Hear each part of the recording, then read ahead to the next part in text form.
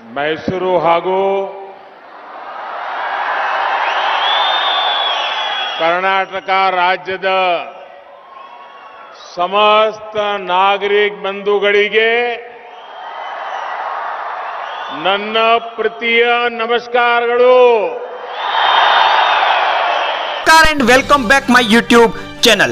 कर्नाटक में होने वाले विधानसभा के चुनाव के लिए भारतीय जनता पार्टी कांग्रेस और जेडीएस के बीच में अहम मुकाबला होने वाला है। भारतीय जनता पार्टी यह चुनाव को जीतने के लिए गठबंधन की संभावना को तलाशना शुरू कर दिया है। इसके तहत पार्टी वैचारिक रूप से विरोधी जेडीएस से गठबंधन करने की पूरी ताकत लगा रही है। ऐसा करके वह पुराने मैसूर क्षेत्र की 89 सीटों यानी विक्का लिगा बाहुमूल्य को साधना चाहती है। 224 विधानसभा सीटों वाले कर्नाटक में सरकार बनाने के लिए बहुमत का आंकड़ा 113 है यानी 113 का है। पिछले विधानसभा के चुनाव में भारतीय जनता पार्टी ने 104 सीटें यानी 104 सीटें जीती थी। इनसे वह पुराने मैसूर इलाके में 89 में से 22 सीटें जीतकर भारतीय जनता पार्टी ही जीत सकी थी। कांग्रेस ने 32 में से जेडीएस ने 31 यानी 31 सीटों पर जीत हासिल की थी। यह क्षेत्र पूर्व प्रधानमंत्री एवं जेडीएस प्रमुख एचडी देवगौड़ा का गृह क्षेत्र भी माना जा रहा है। ऐसे में यहां पर जेडीएस और कांग्रेस के बीच में सीधी टक्कर होती आई है। 100 से ज्यादा सीटें जीतकर सबसे बड़ी पार्टी होने के बावजूद भी भारतीय जनता पार्टी यहां पर सरकार बनाने से चूक गई थी, क्योंकि जेडीएस ने कांग्रेस पार्टी को बिना किसी शर्त के समर्थन दे दिया था। सूत्रों का कहना है कि भारतीय जनता पार्टी राज्य के इस क्षेत्र में अपनी कमजोरी को सबसे पहले ध्यान देना चाहती है, ताकि पुराने मैसूर इलाके में 80% यानी 80% से अधिक सीट पर जीत दर्ज कर सके। भारतीय जनता पार्टी के एक वरिष्ठ नेता का कहना है कि चुनाव में एक बड़ा फैक्टर सेंटिमेंट है, खास करके स्थानीय नेताओं को लेकर के लोगों का सेंटिमेंट नतीजों को प्रभावित करता है। 2009 में जेडीएस ने भारतीय जनता पार्टी के खास करके येदियुरप्पा को 2.5 साल के बाद सीएम फॉर्मूला के तहत समर्थन नहीं दिया था, तो ऐसे में सरकार गिर गई थी। उनके बाद सहानुभूति फैक्टर येदियुरप्पा के पक्ष में रहा और भारतीय जनता पार्टी फिर से चुनाव जीत गई। इसके बाद येदियुरप्पा भारतीय जनता पार्टी से अलग हो गए और भारतीय जनता पार्टी फिर से चुनाव हार गई। पिछला चुनाव भारतीय जनता पार्टी के येदियुरप्पा को सीएम प्रोजेक्ट पर लड़ाना पड़ा, जबकि उनकी उम्र 76 इयर्स थी। सूत्रों का कहना है कि भारतीय जनता पार्टी को यह फैसला इसलिए लेना पड़ा क्योंकि लिंगायत को साधने वाला येदियुरप्पा से बड़ा नेता कोई पार्टी के पास नहीं था। वसराज बोम्मई को सीएम बनाया गया, जो लिंगायत इसी समुदाय से आते हैं। तो 2023 में अब होने वाले चुनाव में कौन किस पर भारी पड़ रहा है, तो आइए बात कर लेते हैं पूरी 224 सीटों यानी कर्नाटका की सभी विधानसभा सीटों की, जहां पर कौन किसके ऊपर भारी पड़ रहा है। हम एक एक सीट के बारे में आपको संपूर्ण जानकारी देने वाले हैं, तो आप बने रहे वीडियो के अंत तक। और पहली बार चैनल पर विजिट किया तो करेक्ट न्यूज यूट्यूब चैनल को सब्सक्राइब करना बिल्कुल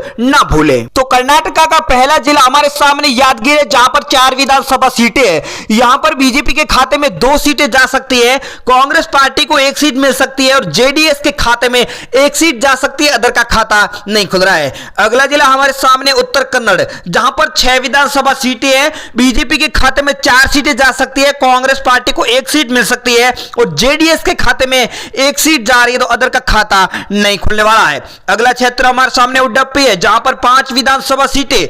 यहां पर पहले नंबर पर कांग्रेस पार्टी को 3 सीटें मिल सकती है, बीजेपी के खाते में 2 सीटें जा सकती है और जेडीएस का खाता नहीं खुल रहा है, तो अदर को यहां पर एक भी सीट नहीं मिलने वाली है। तुमकुर क्षेत्र, जहां पर 11 विधानसभा सीटें। यहां पर पहले नंबर पर भारतीय जनता पार्टी यानी बीजेपी के खाते में 5 सीटें जा सकती है, कांग्रेस पार्टी को 4 सीटें मिल सकती है, तो जेडीएस के खाते में 2 सीटें जा रही है।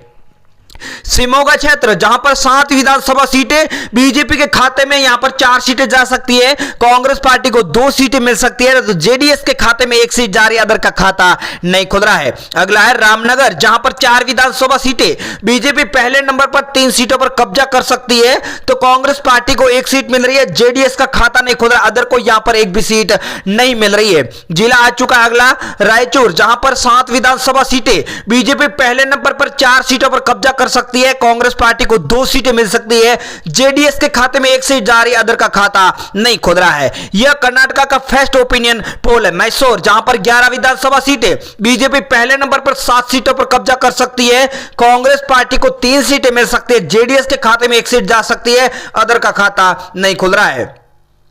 मंड्या जिला जहां पर 7 विधानसभा सीटें, यहां पर बीजेपी और कांग्रेस पार्टी में टक्कर हो सकती है, 3 सीटें बीजेपी को मिल सकती है, 3 सीटें कांग्रेस पार्टी को मिल सकती है, जेडीएस के खाते में 1 सीट जा रही है, अदर का खाता नहीं खुल रहा है। कोप्पाल जिला जहां पर 5 विधानसभा सीटें, बीजेपी 4 सीटों पर कब्जा कर सकती है, कांग्रेस पार्टी को 1 सीट मिल सकती है, अदर का खाता नहीं खुल रहा है यहां पर, तो जेडीएस को भी यहां पर एक भी सीट नहीं मिल रही है। कोलार जहां पर 6 विधानसभा सीटें, यहां पर बीजेपी के खाते में 4 सीटें जा सकती है, कांग्रेस पार्टी को 1 सीट मिल रही है, जेडीएस के खाते में 1 सीट जा सकती है, अदर का खाता नहीं खुल रहा है कोलार जिले के अंदर। अगले जिले की बात करें तो वो है हमारे सामने कोडागू, जहां पर 2 विधानसभा सीटें, यहां पर बीजेपी और कांग्रेस पार्टी में सीधी टक्कर हो सकती है, 1 सीट बीजेपी को मिल सकती है, तो 1 सीट कांग्रेस पार्टी के खाते में जा सकती है, जेडीएस का खाता नहीं खुल रहा है।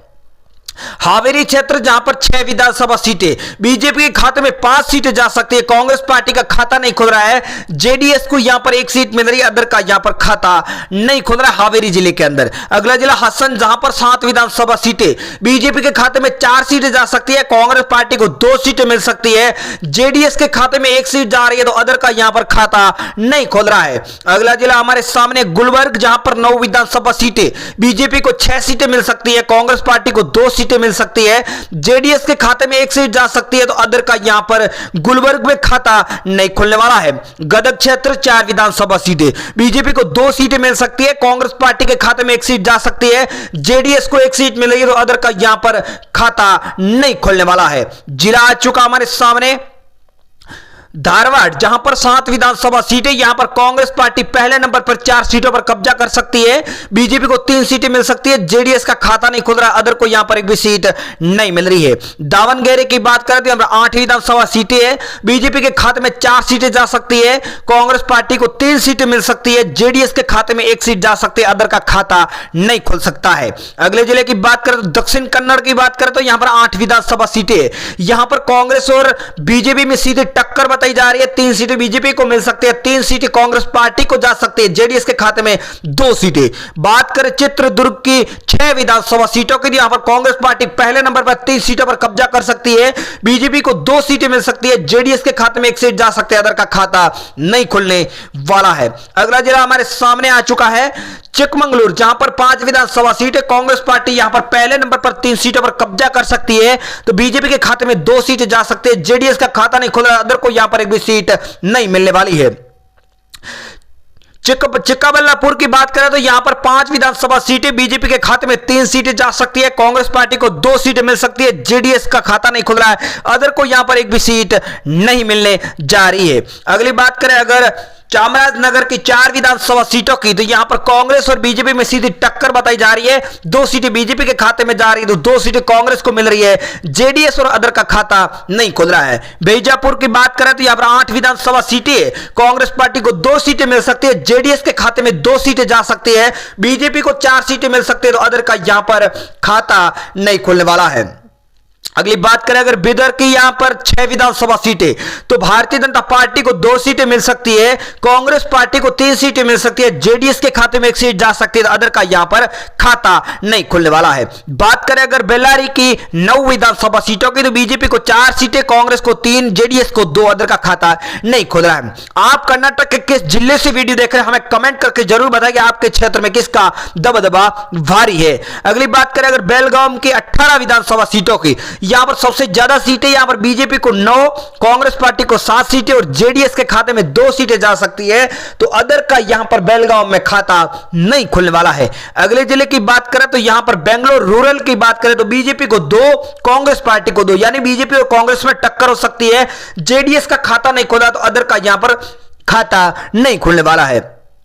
अगली बात करें अगर बेंगलोर अर्बन के 7 विधानसभा सीटों की, तो यहां पर बीजेपी के खाते में 5 सीटें जा सकती है, कांग्रेस पार्टी को 2 सीटें मिल सकती है, जेडीएस का खाता नहीं खुल रहा है तो अदर को यहां पर एक भी सीट नहीं मिलने का अनुमान जताया जा रहा है। बागलकोट की 7 विधानसभा सीटें बीजेपी के खाते में 4 सीटें जा सकती है, कांग्रेस पार्टी को 2 सीटें मिल सकती है, जेडीएस के खाते में 1 सीट जा सकती है, तो अदर का यहां पर खाता नहीं खुलने वाला बागलकोट के अंदर।